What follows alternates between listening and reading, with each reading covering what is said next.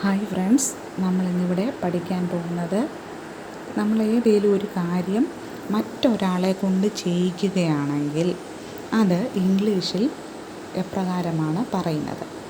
അതിനുവേണ്ടി നമ്മൾ സാധാരണയായിട്ട് ഗെറ്റ് പ്ലസ് പാസ്റ്റ് പാർട്ടിസിപ്പിൾ അല്ലാത്ത പക്ഷം ഹാവ് പ്ലസ് പാസ്റ്റ് പാർട്ടിസിപ്പിളാണ് ചേർക്കുന്നത്.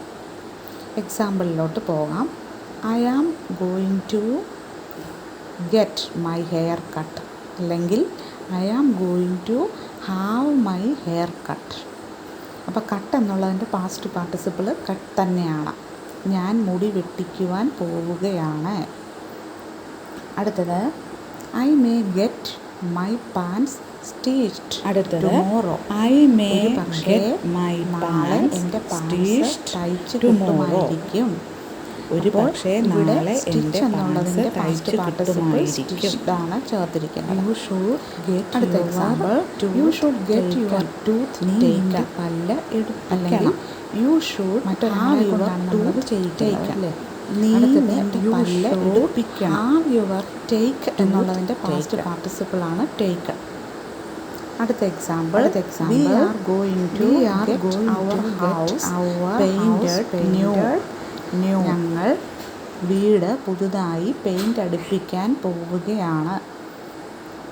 പെയിൻ്റ് എന്നുള്ളതിൻ്റെ പാസ്റ്റ് പാർട്ടിസിപ്പിളാണ് പെയിൻറ്റഡ്.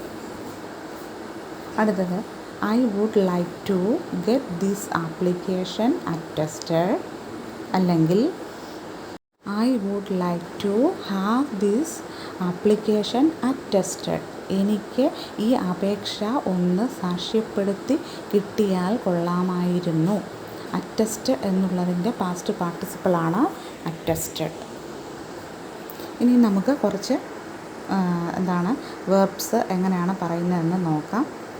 ഗെറ്റ് അറഗ്നട്ട് പീക്ഡ്, അടയ്ക്ക പറുപ്പിക്കുക. അടുത്തത് ഗെറ്റ് കോക്കനട്ട് പീക്ഡ്, തേങ്ങ ഇടിയിപ്പിക്കുക. ഗെറ്റ് കോഫി പ്ലാന്റ്സ് പ്രൂൺഡ്, കാപ്പി കവാത്ത ചെയ്യിക്കുക. അടുത്തത് ഗെറ്റ് ഹിം അറസ്റ്റഡ്, അയാളെ അറസ്റ്റ് ചെയ്യിക്കുക. ഗെറ്റ് എ വെൽ ഡ്രെയിൻഡ്, ഒരു കിണർ തേകിക്കുക. അപ്പോൾ ഈ ഗെറ്റ് അല്ലാതെ നമുക്ക് ഹാവ് വെച്ചും ഈ ക്രിയകളെല്ലാം പറയാവുന്നതാണ്. അത് ഓർത്തിരിക്കുക. അടുത്തത് ഗെറ്റ് ടിമ്പർ സ്പ്ലിറ്റ്, വിറക് കീറിക്കുക. ഗെറ്റ് എ ബ്രിഡ്ജ് കൺസ്ട്രക്റ്റഡ്, ഒരു പാലം പണിയിക്കുക. ഗെറ്റ് ഷേവ്ഡ്, ഷേവ് ചെയ്യുക.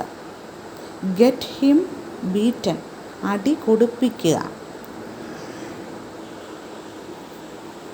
ഗെറ്റ് എ വൂണ്ട് ഡ്രസ്ഡ്, ഒരു മുറിവ് വെച്ച് കെട്ടിക്കുക. ഗെറ്റ് ദ റോക്ക് ബ്രോക്കൺ, പാറ പൊട്ടിപ്പിക്കുക. Get the road tarred, road tar ചെയ്യിക്കുക.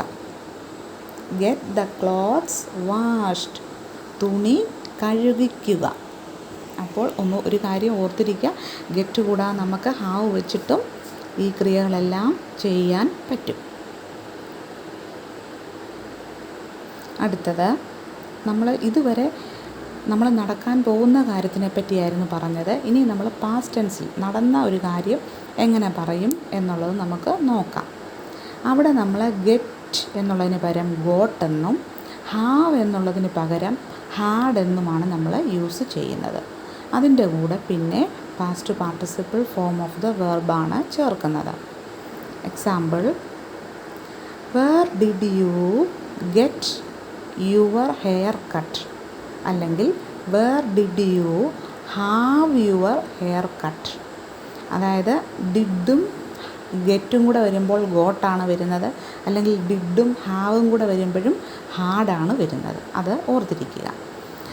അപ്പോൾ അതിൻ്റെ അർത്ഥം എങ്ങനെയാണ്? നീ എവിടെയാണ് മുടി വെട്ടിച്ചത്? കട്ട് എന്നുള്ളതിൻ്റെ പാസ്റ്റ് പാർട്ടിസിപ്പിളാണ് കട്ട് തന്നെ. അപ്പോൾ അതിൻ്റെ ആൻസറായിട്ട് പറയാം, I had my hair cut at Kadavanthra, അല്ലെങ്കിൽ I got my hair cut at Kadavanthra. ഞാൻ കടവന്ത്രയിലാണ് മുടി വെട്ടിച്ചത്. അപ്പോൾ ഈ ഒരു ടോപ്പിക്ക് എല്ലാവർക്കും മനസ്സിലായി കാണുമെന്ന് കരുതുന്നു. ഈ ചാനൽ ആദ്യമായിട്ടാണ് കാണുന്നതെങ്കിൽ ഒന്ന് സബ്സ്ക്രൈബ് ചെയ്തേക്കണം. ഫ്രണ്ട്സിനും റിലേറ്റീവ്സിനും ഒക്കെ ഒന്ന് ഷെയർ ചെയ്ത് കൊടുക്കുകയും വേണം. കൂടുതൽ ഇൻട്രസ്റ്റിംഗ് ടോപ്പിക്സുമായിട്ട് വീണ്ടും കാണാം. അതുവരേക്കും താങ്ക് യു.